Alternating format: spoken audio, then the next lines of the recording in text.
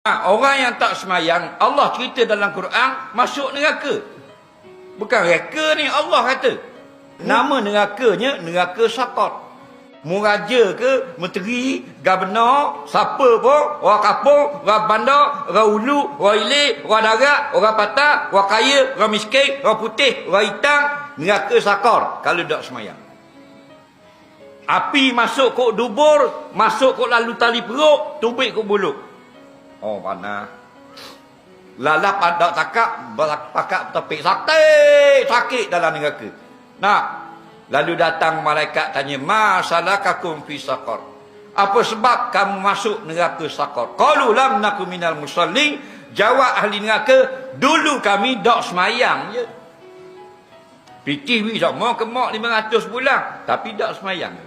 Kena bakar api.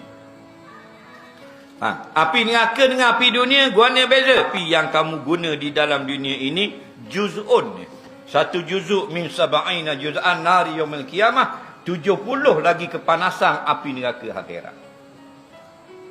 Dalam hadis yang lain, jikalaulah ahli neraka yang sedang diseksa dalam neraka itu dipindahkan dalam api dunia, semua ahli neraka akan tidur lena. Kerana sejuknya api dunia.